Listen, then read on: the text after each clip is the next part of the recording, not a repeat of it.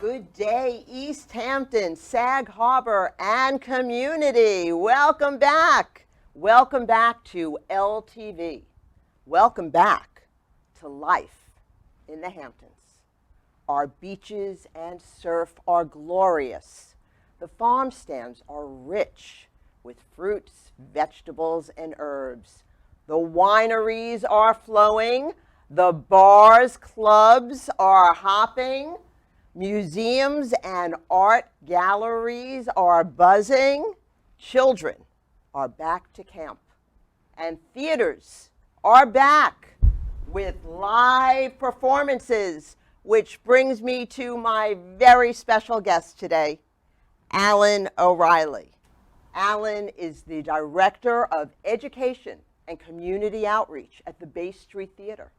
He is a lifetime Shakespearean actor, and he most recently appeared in the film The Enormity of Life, which will be headlined in Paris this September at the Arts and Music Awards.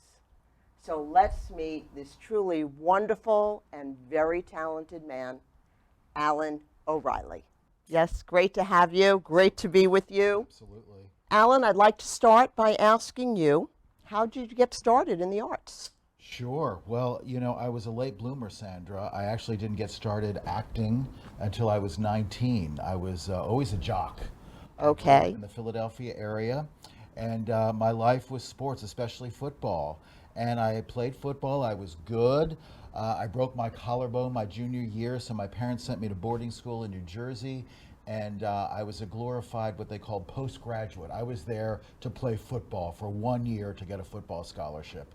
And I did. I got a scholarship to a school in Wisconsin, not University of Wisconsin, but, you know, Division III. Okay. But I had a scholarship. That's good. And I was going to play football. But that spring, they were doing a production of One Flew Over the Cuckoo's Nest. You know, there was a play version of that before the film.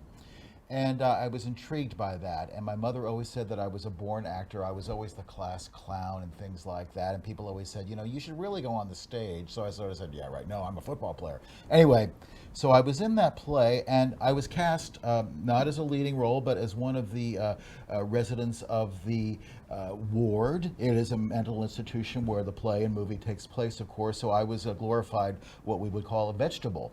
The name of the character was Ruckley. And Ruckley, you know, does not speak a whole lot, and he jerks and twitches, and you know, occasionally will emit some spittle on his mouth. You know, very visceral. And so I did that, and I didn't know how far to go. You know, it was my first time acting, and I remember the director said, "I want you guys out on stage first to sort of warm up the audience as they come in." So I was there in my position, you know, this twitching and, you know, spitting on myself and all this stuff. And I remember hearing from the audience, this guy said, that kid's trying to get the Academy Award. And I thought, you know, wow, that's really cool. I'd never felt that before, and I got laughter, and that feeling stays with you. And I thought, you know what, maybe I am an actor. Mom, you're always right. Maybe you're right about this as well. And then I thought, you know, let's be real, Ellen. Are you going to be a professional football player? No. You're too slow. You're too small. All that stuff. So I thought, you know, why don't I major in theater in college? So I went to school in Northern Arizona University, north part of the state in Arizona, and I majored in theater and had a lot of success there. Acted in a lot of plays. We were in a great region. We would go down to Los Angeles whenever we had a theater festival, so I was just sort of becoming totally indoctrinated with this world of theater and film and television.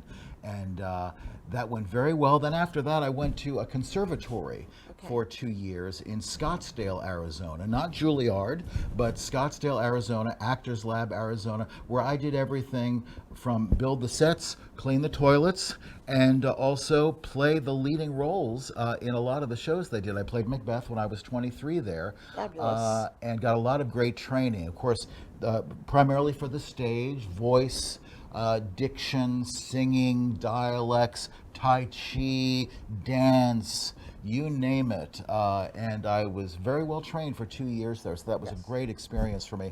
Then after that, there was not a lot going on in Arizona at the time, so I needed to move. I had a chance to go to New York, but I decided not to go to New York yet.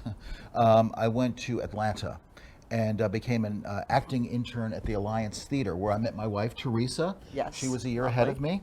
We did a couple of love scenes together, and that was all it took. And now you're still together. Still together 35 years later. Wow. And Great.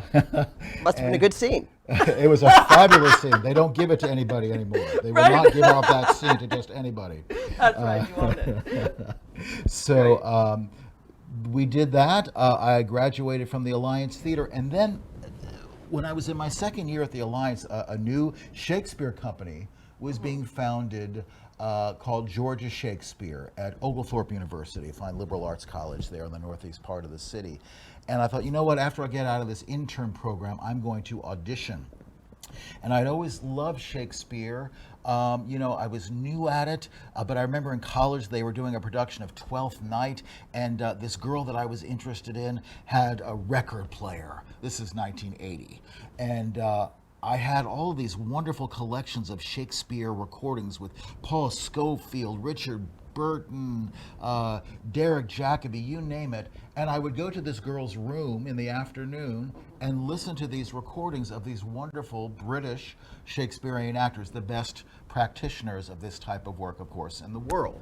And I really got into the spirit of it and how they spoke and how they phrased things and how they did Shakespeare. So after the directors for the first couple of shows said, you don't have to do it with a British accent, I got rid of that and started to really get a sense of how to act Shakespeare. So when this opportunity came up in Georgia, both Teresa and I auditioned, and we were cast in Much Ado About Nothing, one of Shakespeare's great comedies, directed by a wonderful director, Sabin Epstein, who I think I've worked with more than any other director in my experience.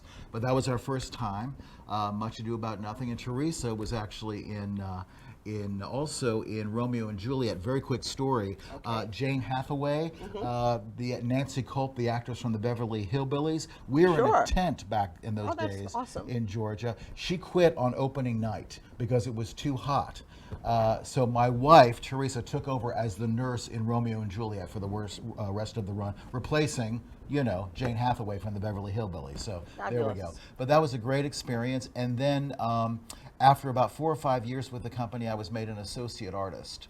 So I was with Georgia Shakespeare for 24 years as an actor, doing repertory. Not just Shakespeare. Like many Shakespeare companies, they don't just do Shakespeare, because let's face it, you know, you can only do A Midsummer Night's Dream and the popular ones so many times. So we do other shows. May I ask you, Sure. why should actors study Shakespeare? Well, that's a great question, Sandra. It's like any classical discipline, music, art, visual arts, drawing. If you can do the classics, you can do everything. If you can play those notes, if you will, you can pretty much do everything. And there's a certain skill involved in being able to do Shakespeare. You have to speak very well, you have to move very well, you have to think very well. Allows for a great creativity. Exactly. And emotion. That's right, and it's a structure. There's a real structure to it. There are two types of work in Shakespeare. We either speak in verse or prose. And to be able to speak in verse, you have to be attuned to being able to speak poetry, to speak it well, to know the rules and the structure of poetry. It's almost like math, frankly. And that's a real skill. So if you can do that, you can do anything. I know there are a lot of actors out there that maybe were not trained in classic work that try to do it, that aren't as successful, but I wouldn't trade anything in the world to have that type of classical training background first and then see what I can do after that in my career. Great. I'd like to ask you, Sure. Is there any differences that you have seen evolve from, let's say, performing 10, 20 years ago, Shakespearean plays, to current contemporary versions? Absolutely. Sure. Well, the tradition of Shakespearean acting, Sandra, is a lot of people, I think, that may not be as familiar with it, may think it's very Shakespearean or over the top or presentational. And back in the day, 19th century actors, Edwin Booth, Charles Macklin, Charles Macready, these great Shakespearean actors, they would be on stage playing Macbeth, for example. And all of the supernumeraries or all the supporting people would be behind them, and they would be out front doing these speeches in a very presentational fashion, directly to the audience or directly over their head. And very much of a Shakespearean acting style, which sort of gives Shakespearean acting a bad name because it's nowadays, to our sensibilities, it's too much. It's overacting. I'll give you a brief example. Is this a dagger which I see before me? The handle toward my hand? Come, let me clutch thee. I have thee not, and yet I see thee still. Art thou not, fatal vision, sensible to feeling as to sight? Or art thou but a dagger of the mind, a false creation proceeding from the heat oppressed brain? I see thee still, and on thy blade and dudgeon gouts of blood which was not so before. There's no such thing. It is the bloody business which informs thus to mine eyes. So very over the top. You know, wouldn't be very appealing to a contemporary audience, to their sensibilities, but that was the style, very over the top, very presentational, direct address to the audience. That was the style for many, many years, particularly with classical and Shakespearean acting. Super. Well, we have a special treat in store for the audience. Alan and I, we've known each other for about 2.5 years now. I took an acting class with Alan at the Bay Street Theater, and in lieu of our connection, we have put together a scene from the comedy, Taming of the Shrew. Let's meet Petruchio and Katharina live from Watermill, New York. I will attend her here and woo her with some spirit when she comes. Say that she rail. Why, then I'll tell her plain, she sings as sweetly as a nightingale. If she deny to wed, I'll crave the day when I shall ask the banns and when be married. But here she comes. And now, Petruchio, speak. Good morrow, Kate. For that's your name, I hear. Well, have you heard but something hard of hearing? They call me Katharina, that you talk of me. You lie in faith, for you are called plain Kate, Bonnie Kate, and sometimes Kate the Cursed. But Kate, the prettiest Kate in Christendom, hearing thy mildness praised in every town, thy virtues spoke of and thy beauty sounded, yet not so deeply as to thee belongs. Myself am moved to woo thee for my wife. Moved in good time. Let him that moved you hither remove you hence. I knew you at the first. You were immovable. Why, what's immovable? A joined stool. Oh, thou hast hit it. Come, sit on me. Asses are made to bear, and so are you. Women are made to bear, and so are you. No such jade as you, if me you mean. Alas, good Kate, I will not burden thee, for knowing thee to be but young and light. Too light for such a swain as you to catch, and yet as heavy as my weight should be. Come, come, you wasp. In faith, you are too angry. Well taken, and like a buzzard.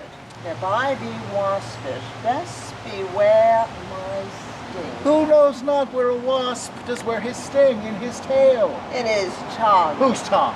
Yours, and if you talk of tails, so farewell. What? With my tongue in your tail? Nay, come again, good Kate, I am a gentleman. That I'll try. I swear I'll cuff you if you strike again.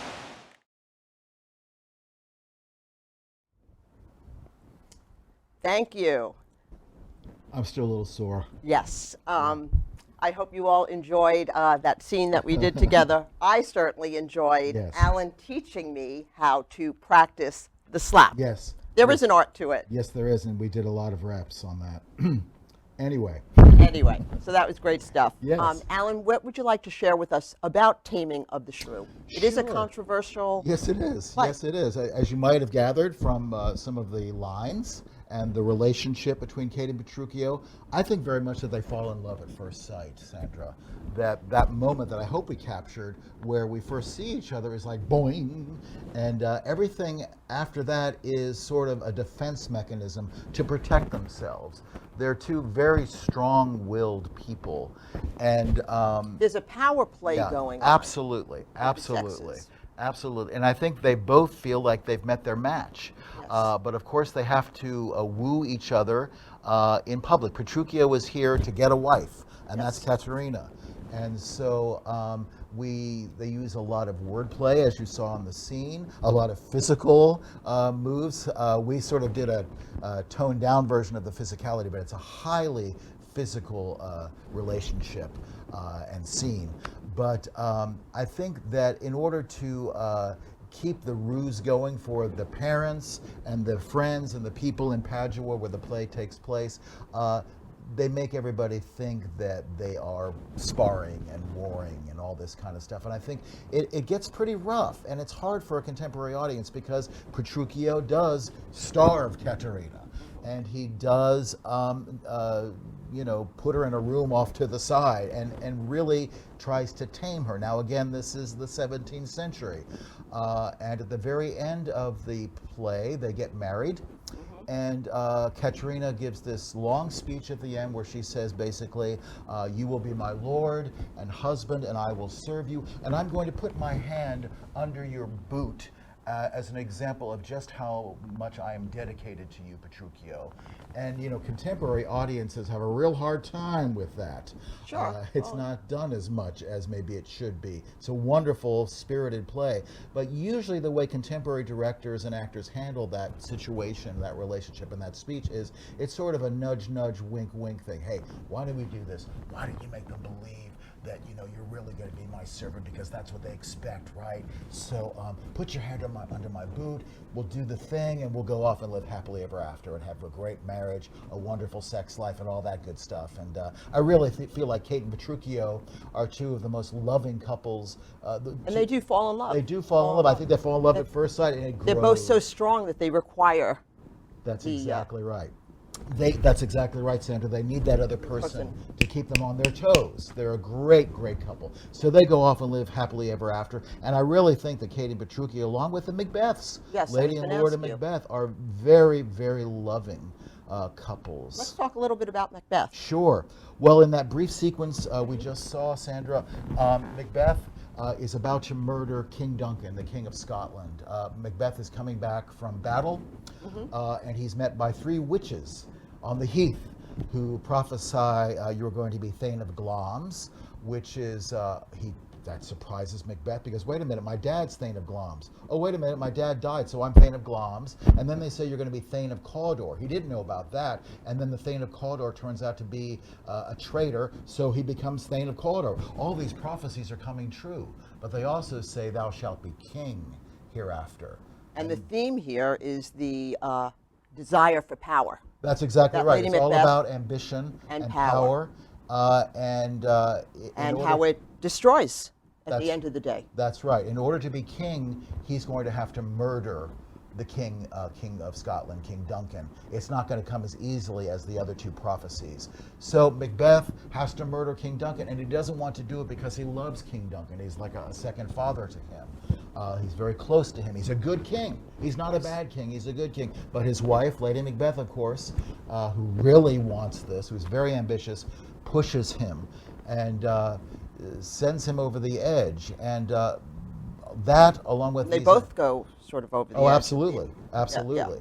And it's called the destruction. That's right. Well, that's what Shakespeare does. He plays different emotions, good versus evil. That's exactly right. That's exactly right, Sandra. And the witches, the presence of the witches, and the prophecies, and the superstition, and the visions that they create in Macbeth, who's already susceptible to this to begin with. When he goes to commit the murder of King Duncan, he really believes that he sees a dagger floating there for him to take and utilize to murder King Duncan.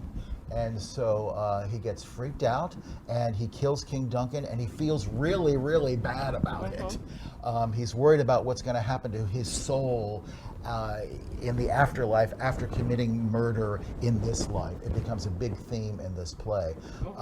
And really a terrible man for what he does, but we still, as an audience, root for him and empathize with him to a degree because he feels it. He feels really bad until he goes totally off the deep end about what he's doing. Again, right, Yeah, just like you said, fascinating psychology. That's the thing that Shakespeare let's look adds. at some of the themes of Shakespeare. Right. The, Sure. the tragedies. Sure. Revenge, power, ambition. That's exactly right. And a lot of people don't know, they think of one type of play of Shakespeare. There are a lot of different plays that Shakespeare wrote. There are comedies, Taming of the Shrew, which is an example of a comedy. We talked about what happens to Kate and Petruchio at the very end of the play. What do they do? They get married. Yeah. That's right. So that makes a comedy. Sometimes in Shakespearean comedies, two brothers or a brother and a sister are reunited. Those are usually features of Shakespearean comedy. In Macbeth or Hamlet, great examples of tragedies, everybody dies at the end. So there you go. Tragedies, comedies, but there's also tragicomedies, or what we call romances. These are the plays that Shakespeare wrote at the end of his career where he combined comedy and tragedy. Great plays, The Tempest, Winter's Tale, Cymbeline, wonderful, wonderful plays that Shakespeare wrote at the end of his career. And then some real clunkers, frankly, some real clunkers out of his 38 plays. We call them the problem plays, one of which is not a clunker by any stretch, but a difficult play to produce, again, for a contemporary audience, Merchant of Venice. Right. Because of the character of Shylock and the way that he is treated by the Christians. Shylock is a Jew, very controversial play. But I've done a couple of productions of that and have always enjoyed being a part of that, the different ways of doing that show. So lots of different types of plays of Shakespeare. Yes. Alan, you are the director Yeah. at the Bay Street Theater Sure. of Education and That's right. Community Outreach. Can you speak to us a little bit about what will be happening this summer? Well, right now it's camps. It's camps. Okay. As you might imagine, Sandra, kids and their parents are And ready. what type of camps and what age groups? Yeah, from ages 4 to 12, but we also have teen camps for 13 to 17-year-olds. Great. And these are in every aspect of the performing arts: improv, Shakespeare, musical theater, storytelling, Greek myths, things like that. And we're doing them out at the Sag Harbor Whaling Museum. That's beautiful. And Very nice. they're very popular. So that's going to be my life for the next 8 weeks starting July the 6th. And I'll be out there with a lot of kids, but a lot of support as well. Okay, great. Yeah, and of course, Bay Street, Exciting. we just closed Becoming Dr. Ruth, and then we have Wonderwall coming up starting July 6th. It's an immersive experience where the audience is going to walk through and see visual art projection happening in our courtyard. Very cool stuff through the month of July. And then Camelot to close out our summer at a location near Bay Street in a tent outdoors That should with be Scott fun. Schwartz directing. That'd Yeah, be it's great. going to be a lot of fun. And any new things coming up for the fall that you Well, can share at this point? Not at this point. No, we're Literature Live is something that's also under my purview. Last year we did Moby Dick online. The year before that, Raisin in the Sun, and we're thinking about some different titles, but still TBD. The man that makes all the decisions on that is in London at the moment, getting Prince of Egypt back up and ready to go for the West End audiences, Scott Schwartz. So he has the final decision on that, but we've had a lot of discussions, and we should have a title very soon. Yeah. Very good, Yeah. very good. Alan, anything else lastly you'd like to share with us before we close? Sure. Just to sort of, so I don't leave you with this bad impression for those of you that are not as familiar with Shakespearean acting, Nowadays, because of television, because of, frankly, MTV and editing, Shakespearean acting is a lot more realistic and like film acting, even on the stage. I've taken a lot of acting classes over the years, Stanislavski, Strasberg, Meisner, all those different disciplines. But the best advice ever to actors, not only just Shakespearean actors, but actors in general, comes from Hamlet. And it goes a little something like this. Speak the speech, I pray you, as I pronounced it to you, trippingly, on the tongue. But if you mouth it, as many of your players do, I had as lief the town crier spoke my lines. Nor do not saw the air too much with your hand, thus, but use all gently. For in the torrent, tempest, and as I may say, whirlwind of your passion, you must acquire and beget a temperance that may give it smoothness. Oh, it offends me to the soul to hear a robustious, periwig painted fellow tear a passion to tatters, to very rags, to split the ear of the groundlings, who for the most part are capable of nothing but inexplicable dumb shows and noise. I pray you, avoid it. Be not too tame neither, but let your own discretion be your tutor. Suit the action to the word to the action, with this special observance, that you o'erstep not the modesty of nature, for anything so overdone is from the purpose of playing, whose end, both at the first and now, was and is, to hold as 'twere the mirror up to nature. Thank you Sandra. very much. Thank you, Alan. Pleasure having you here today. Thank you, LTV. Thank you, Dr. Steve, for filming. Thank you, Jody Gambino. And up next, everyone, we have another very special treat, a noble cause. We have the managing director. We have Karen Boxell of CTRI, the Center for Therapeutic Riding of the East End, a noble cause. Watch and learn how horses transform lives. Thank you, everybody. Enjoy the summer. Have a great day. Be happy. Be well. Kisses.